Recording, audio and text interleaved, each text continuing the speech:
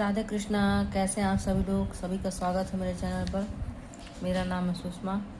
तो बहुत दिनों बाद वीडियो बना रही हूँ, थोड़ी व्यस्तता थी। तो आज पढ़ते हैं तुलसीदास की रचनाएं। तो बहुत सारे लोग आज गए होंगे असिस्टेंट प्रोफेसर की पुनर्परीक्षा के लिए, पर मैं नहीं गई हूँ। मेरी तैयारी भी नहीं अच्छी थी। फर्स्ट पेपर जो 30 क्वेश्चन आते हैं, और दूसरी बात दूर बहुत लखनऊ सेंटर दिया था, जो कि जाना असंभव था। बस से जाना मैं पसंद नहीं करती और ट्रेन में कहीं टिकट नहीं है, तो थोड़ी समस्या थी। तो अगर कोई गया हो परीक्षा देने तो प्लीज़ कमेंट करके ज़रूर बताएं मुझे।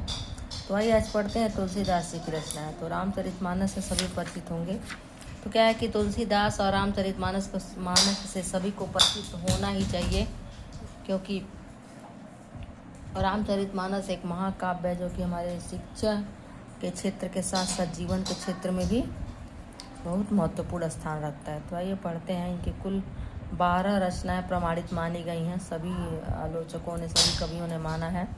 तो सबसे पहली रचना जो है वह अक्षर से शुरू होती है, वैराग्य संदीपनी, जो कि 1626 या 27 में लिखी गई, ब्रजभाषा पुस्तक में लिखी गई है और ये मुक्तक है।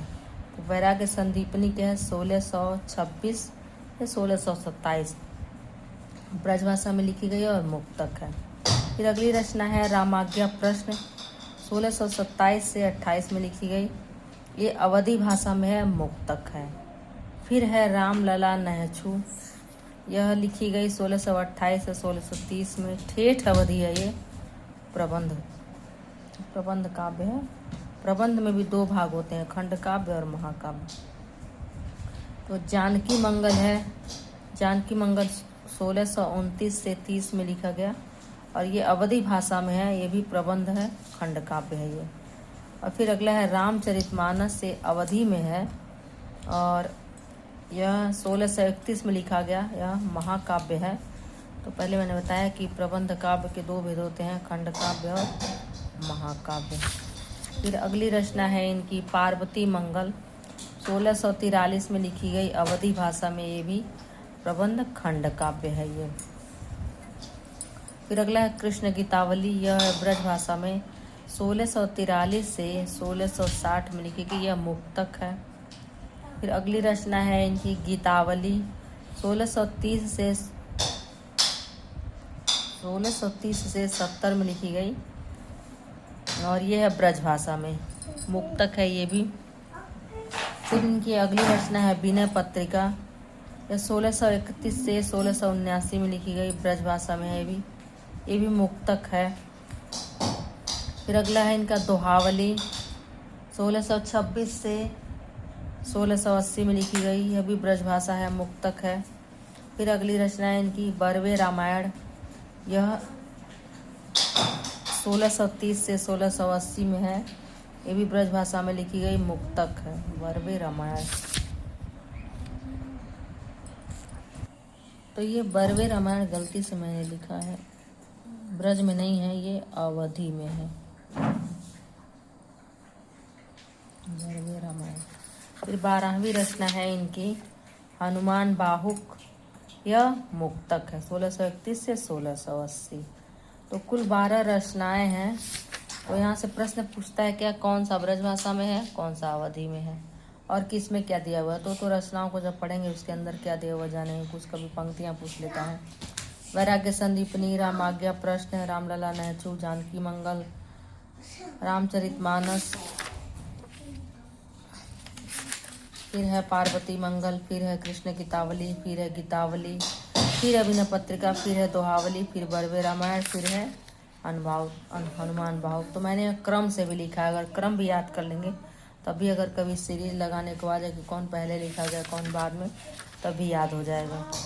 वैराग्य संदीपनी सबसे पहले है और सबसे लास्ट में हनुमान बाहुक, 1631 से 1680 में। तो इसमें अब देखते हैं है क्या। अब जो देखिए थोड़ा सा ट्रिक लगाएंगे तो याद हो जाएगा कि कौन सा ब्रजभाषा में है, कौन सा अवधि में है। तो दोनों मंगल यानी कि पार्वती मंगल और जानकी मंगल अवधि में है। फिर तीनों र अक्षर की रचनाएं हैं, रामचरितमानस, रामलला नहछू और रामाज्ञा प्रश्नावली। और बरवे रामायण, भले ही यहाँ बरवे लग गया है लेकिन रामायण इसमें भी है, तो आप मान सकते हैं चारों जो रस है, या फिर नहीं भी माने और रामायण मान लें। तो ये क्या है, दोनों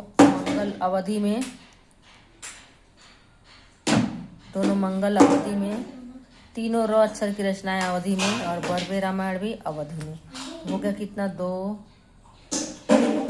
और 3, 5, 1, 6। देख सकते हैं वैराग्य रामाज्ञा प्रश्न अवधि में, रामलला नछू अवधि में, जानकी मंगल अवधि में, रामचरितमानस अवधि में। तो यहाँ पे 4 हो गया अवधि में, और 3 हो गया पार्वती मंगल अवधि में। फिर देखिए सब ब्रज में, कृष्ण की तावली, गीतावली, विनय पत्रिका, तो हर बरवे रामायण अवधि में।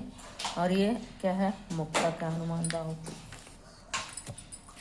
और ये हनुमान बाहुक भी ब्रज भाषा में है। तो 6 रचनाएं इनकी ब्रज भाषा में। कहीं मैंने पढ़ा है कि हनुमान बाहुक विनय पत्रिका का ही एक अंश है, हो सकता है कभी पूछे तो ध्यान दें।